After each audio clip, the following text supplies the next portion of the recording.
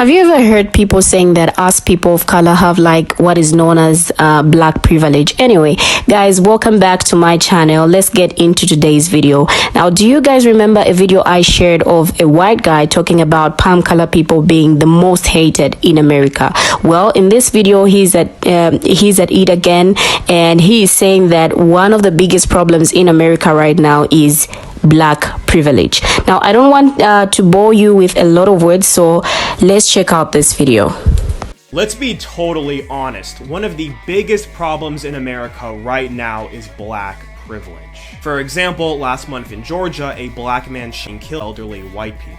The town it happened in hadn't seen a single homicide since 2018. And yet, despite all of this, no one really seems to care. The story barely got any national news coverage. But when the races were reversed and a similar incident happened in Florida, there was a national outcry. Or what about when 6 black men attacked and robbed over 100 Asian women in San Francisco? Can you even imagine what would happen if 6 white men did that? Now, amazingly, in San Francisco, 85% of the physical assault crimes involve an Asian victim and a black perpetrator. And that's incredible because black people make up less than 6% of the population there. And yet, for some reason, you'll never hear a Stop Asian Hate activist mention that. They'll blame white supremacy instead. There are literally hundreds of stories like this that you never hear about. Take, for example, James Lee Ramsey. Last year, he was convicted for assaulting an elderly Asian man, and despite the crime, he served less than a year in jail. So he was released from jail, and last month, he assaulted another elderly Asian person, this time an 88-year-old woman.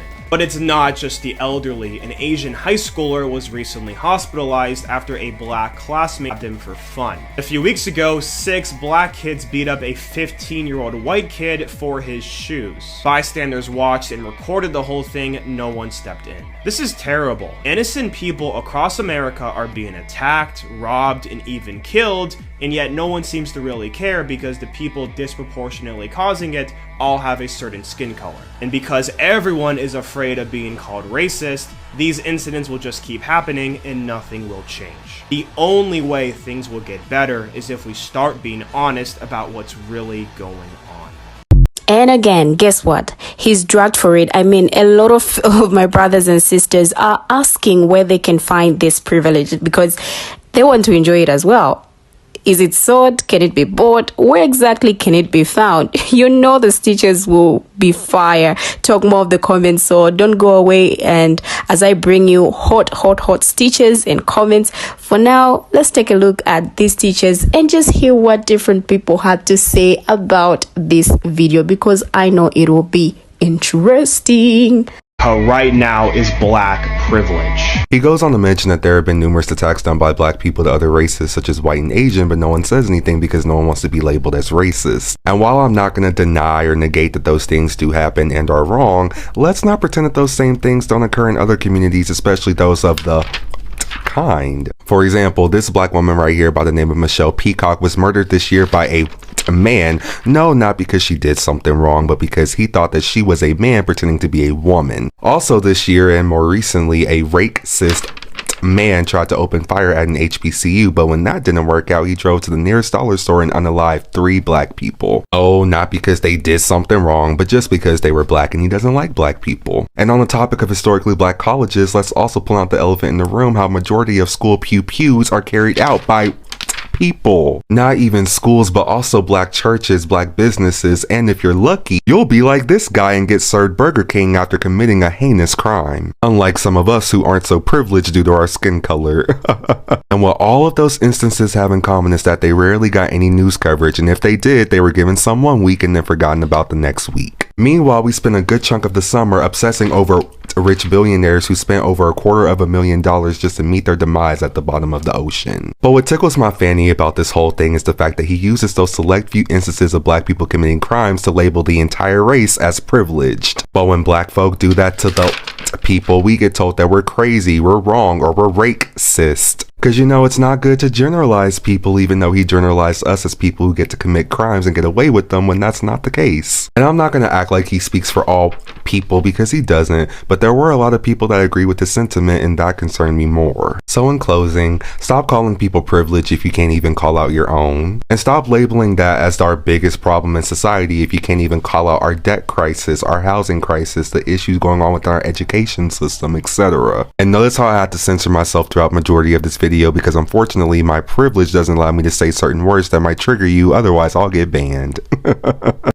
Privilege. It's weird to me that he would say one of the biggest problems in America right there, just because it's like, if you're gonna say some crazy sensationalist shit online, why are you thinking small? What could possibly be number one on your list if it's not black privilege? Is it what, the libs spiking the national debt, spending $8 on bisexual coffee? Is it figuring out a way to stop De'Aaron Fox in the clutch? Is black privilege. Are we delusional?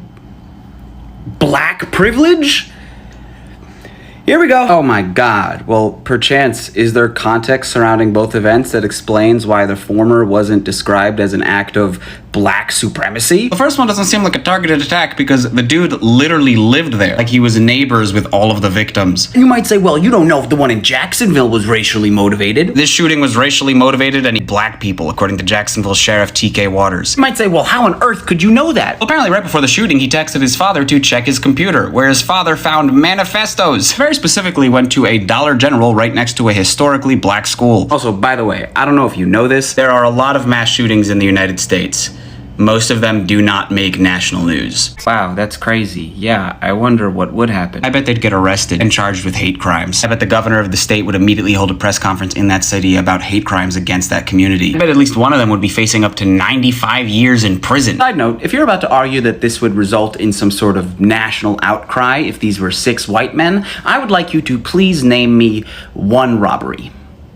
Any robbery. Unless you kill someone or steal the Mona Lisa, robberies do not make national headlines or result in public outcry. So I'd like to know what exactly would be happening to those 6 white men that are not happening to these 6 black men. Daniel, I've responded to you a few times on this app, and you have a habit of using sources that directly contradict you, but this is the very first time that you are contradicted not by the source, but by the blurb that you put over your face. This does not say 85% of all physical assault crimes. This says that in a 2008 survey by the police department in which they analyzed 300 strong-arm robberies, 85% of the physical assault crimes in these strong-arm robberies, the victims were Asians and the perpetrators were African-American. A strong-arm robbery is what it sounds like. It's like snatching an iPhone out of somebody's hand and running away. So we're looking at a very specific crime, robberies, and then a very specific subset of that crime, strong-arm robberies, so not armed robberies, and then an extremely specific subset of that, because we're only looking at 300 of them,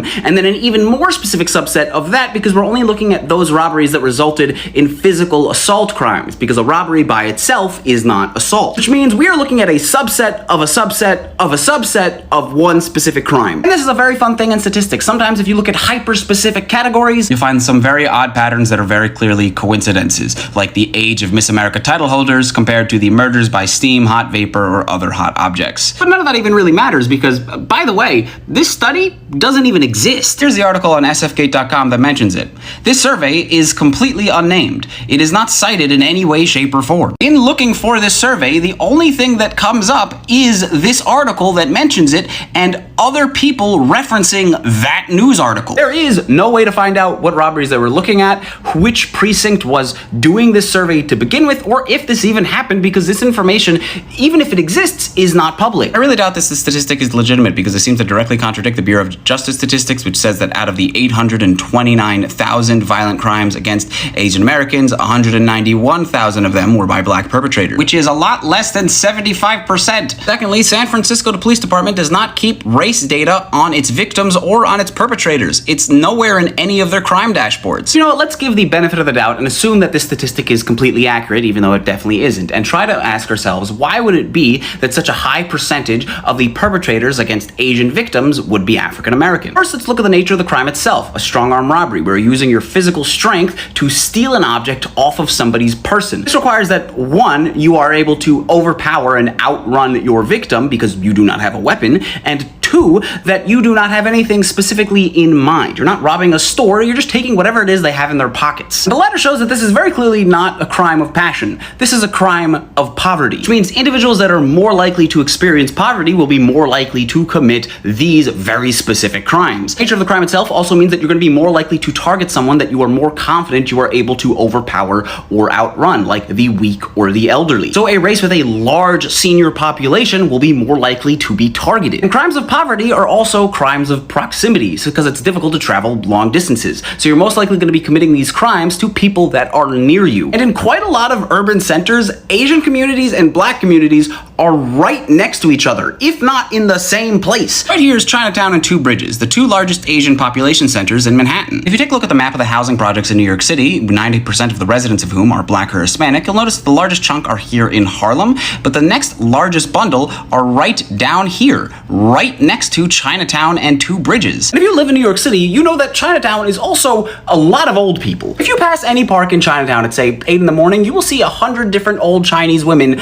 doing aerobics. I always want to join in. They're like 80 years old and they have so many friends. All these things together make it seem a lot more likely that we'd end up with a statistic like this. Now granted, I'm not as familiar with San Francisco as I am New York. However, if this is Chinatown over here, and if this is a map of the public housing in San Francisco, it does look very similar. If this specific statistic from niche.com is correct, that means 25% of San Francisco's Chinatown is above the age of 65, which actually makes them the largest age cohort. But obviously the thing this guy is trying to imply here is that Black people hate Asian people. So let's even give him the fact that there might be animosity between these two groups. Now let's try to ask ourselves, why might it be that this animosity exists? I would wager that a large contributing factor to this would be the fact that quite a lot of white people will use Asian people as a way to dismiss Black people's struggles. White people love pointing at Asian people and going, look, see, they made it, they're successful, therefore all the things that you're going through are actually just your fault. If there's white privilege, then there has to be Asian privilege, because Asians make more money than whites. And if you keep doing this, obviously it's going to build animosity between these two groups, which means that the solution to this animosity would be, one, not scapegoating Asians as a way to deflect from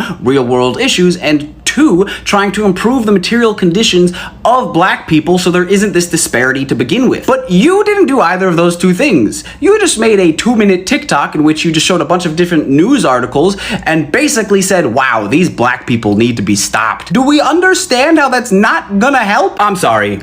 You're making a video about Black privilege and you bring up the length of a prison sentence? You have to know that Black people on average receive longer sentences than white perpetrators. On average, 19% longer, according to the United States Sentencing Commission, who go on to say that violence in an offender's criminal history does not appear to account for any of the demographic differences in sentencing. You found like one guy and were like, wow, this sentence doesn't seem that long, and thought that like undid the mountains of evidence that show this disparity? This also isn't even that crazy. It was an assault charge, he pled guilty, he was sentenced to 3 years, and then yeah, was released on probation about a year later. That's really not that uncommon. All right, so this is the point of the video where he clearly just Googled Black crime and found every news article he could from the past 2 years in which a Black person did something. This is not an argument. A few weeks ago, 6 Black kids beat up a 15-year-old white kid for his shoes. Bystanders watched and recorded the whole thing. No one stepped in. Do you think this is unique to Black people doing something?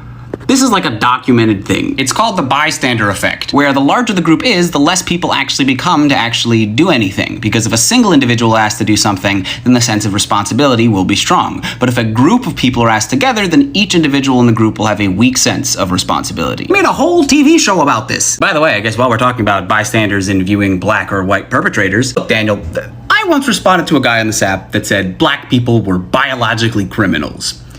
You're not there, but you're getting really close. Black privilege. Are we delusional? So, Yuval, this guy's not just delusional, he's the most racist content creator that posts, like, not even dog whistles on this app. He, like, the shit that this Daniel guy posts, I stitched one of his videos, like, half a year ago. The video I stitched of this Daniel guy about a half a year ago was of him pulling up one of the least populated, most rural towns in America and saying that because their crime rate was so incredibly low compared to a place like Atlanta, one of the most populated cities in the US, that the reason that rural place has such a low crime rate is because it has like a 97% white population. and that was just his entire video. Had hundreds of thousands of likes on it, and people in the comment section agreeing. But like, if you want to find racists on this app, check that man's followers. When the minority group becomes larger, the majority group feels more threatened. This is why people think rank matters, because it sends you a more concise measure of how likely a minority group is to frighten the majority. Now, we are living in the age where white Americans are fearful about the changing demographics of America. There are estimates that by 2043, there will be a shift in America as a nation, majority people of color, Latino, Black, Asian, and Native Americans. And I think there are a number of palm color people that are uncomfortable with this or having to deal with this. Now, when a group of people has little or no power over you institutionally, they don't get to define the terms, like they can't limit your opportunities. More reason these palm color people don't do anything when that is said to them. Now, that's if it is even said to them, because white perceptions are what end up counting in white dominated society. Now, if palm color people say indigenous people are savages, then they won't make sure that they are seen as savages. Now, we should never confuse the occasional mistreatment experienced by palm color people at the hands of all of us people of color, in this case our American brothers and sisters, with the systematic and institutionalized mistreatment experienced by people of color at the hands of whites. Now, while expressions of racial prejudice directed at these people may hurt them individually or personally, these do not have the power or authority to affect their social, economic, political, and privileges as compared to us people of color. Now, reverse racism is a myth because it attempts to ignore the power or privilege dynamics between individuals or groups involved. Now, taking the definition of racism, one would suggest that it is possible for a person of any race to experience this, that if someone treats them badly for this reason, even palm color people. But what this definition leaves out is one crucial element, which is the power structures that uphold and perpetuate racism. Now, it doesn't exist in a vacuum, but it exists within a hierarchical structure with power at its core. This only works when one group has power and the other groups do not. Now, and it is white people who historically and in the West at least hold the power when it comes to racial divides, all thanks to centuries of Eurocentric beliefs and structures that continue to privilege and center whiteness. Now, him saying that they do nothing but just sit and take it is sickening, because why should they even react when what is being said to them is not going to affect anything or to affect them in any way? I don't know if it's just me, but this video is kind of funny. Kindly share your thoughts on this video, guys. For me, it's a bye-bye, and thanks for watching. See you in my next video.